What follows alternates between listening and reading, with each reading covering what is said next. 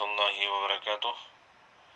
الحمد لله وكفى والصلاة والسلام على رسوله المصطفى صلى الله عليه وسلم. أما بعد، عن ابن عباس رضي الله عنهما قال قال رسول الله صلى الله عليه وسلم: أمرت أن أسجد على 7 أعظم على الجبهة، وأشار بيده إلى أنفه واليدين والركبتين وأطراف القدمين. متفق علیہ۔ یہ حدیث عبداللہ بن عباس رضی اللہ تعالی عنہما سے مروی ہے۔ عبداللہ بن عباس بن عبد المطلب الہاشمی، ہجرت سے 3 سال پہلے ان کی ولادت ہوئی اور طائف کے مقام پر سن 68 ہجری میں ان کی وفات ہوئی۔ صحابی، محدث، فقیہ، حافظ، مفسر، رسول اکرم صلی اللہ علیہ وسلم کے پیارے چچا عباس کے فرزند اور حدیث کی روایت کرنے والوں میں سے بہت زیادہ روایت کرنے والے ہیں، یعنی مکثرین حدیث میں سے ان کا تعلق ہے۔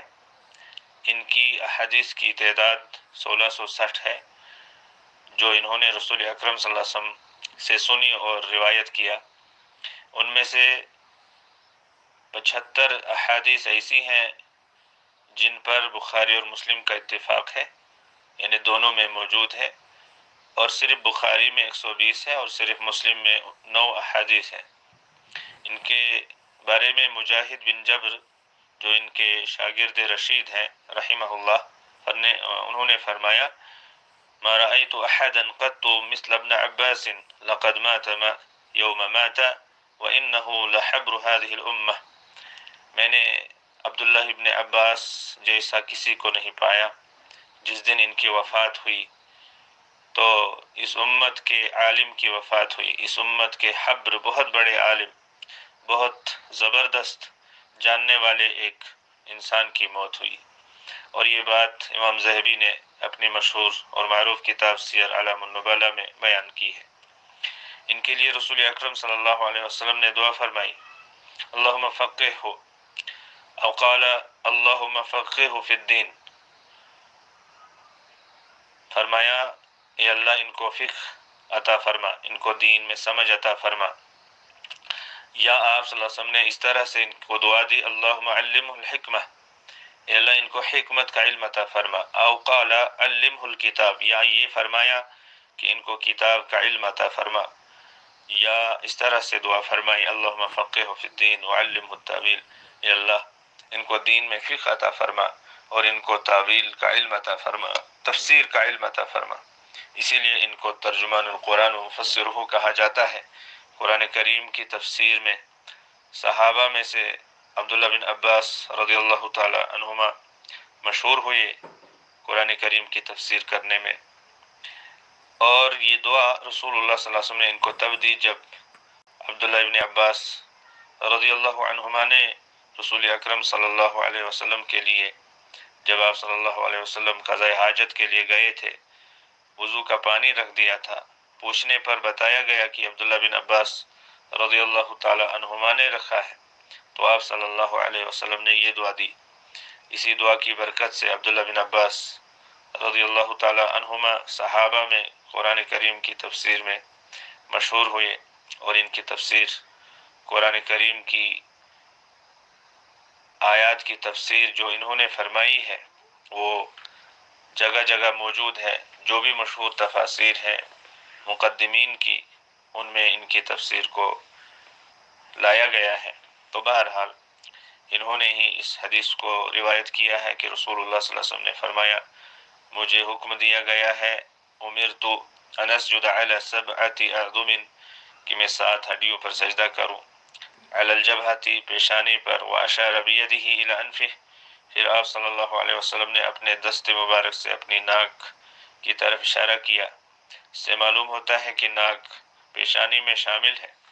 والیدین، اور دونوں ہاتھوں پر، والرکبتین، دونوں گھٹنوں پر، واطراف القدمین، دونوں پاؤں کے اطراف پر، دونوں پاؤں کی انگلیوں پر یا دونوں پاؤں کے سروں پر، میں سجدہ کروں، اور یہ حدیث متفق علیہ ہے، یعنی بخاری میں ہے اور مسلم میں ہے۔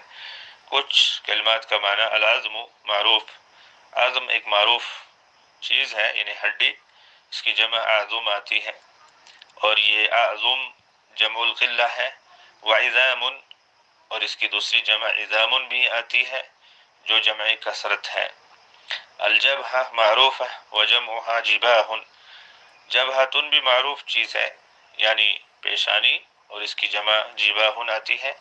الیدان المراد بہما ہنا الکفان، دونوں ہاتھوں سے یہاں مراد دونوں ہتھیلیاں ہیں، یعنی دونوں ہاتھوں کو ہم ایسے زمین پر رکھیں کہ ہتھیلیاں زمین کی طرف لگے، ہاتھ کا جو اندر کہلاتا ہے وہ زمین پر لگے۔ والمراد کف، والمفرد کف، اور اس کی جو مفرد ہے، اس کی واحد ہے، وہ کف آتی ہے۔ والجمع کفوف و اکف، اور اس کی جمع کفوف اور اکف بھی آتی ہے۔ الانف معروف و جمعہ انوف، انف ناک، جمع انوف۔ الرکبۃ گھٹنا، اور جمع رکب۔ طرف الشیء منتہاہ، جب بھی طرف الشیء کہا جائے تو اس سے مراد ہوتا ہے اس کا آخری حصہ، آخری سرا، جمع اطراف آتی ہے۔ اشارہ الی الشیء جب کہا جائے تو کسی چیز کی طرف اشارے کے لیے آتا ہے، اس کا مضارع آتا ہے یشیر، اس کا فعل امر آتا ہے اشر، اور اس کا مصدر آتا ہے اشارۃ۔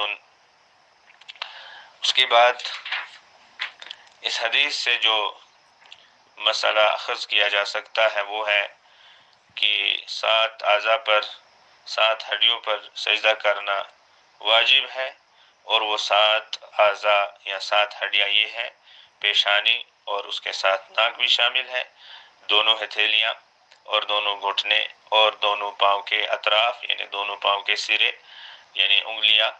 تو اس طرح سے جب سجدہ کیا جائے تو وہ سجدہ مکمل ہے۔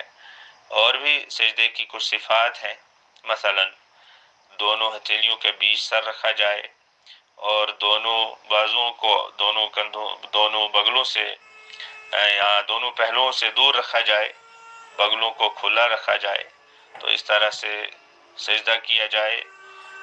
تو یہیں پر اختتام کرتے ہیں، باقی چیزیں انشاءاللہ آئندہ دروس میں سلسلہ وار، مرحلہ وار، اور تھوڑی تھوڑی کر کے آپ کے سامنے آتی رہیں گی۔ اللہ رب العالمین آپ کے علم میں اضافہ فرمائے، اور اللہ رب العالمین ہمیں بھی اخلاص اور علم سے نوازے۔ اللہ رب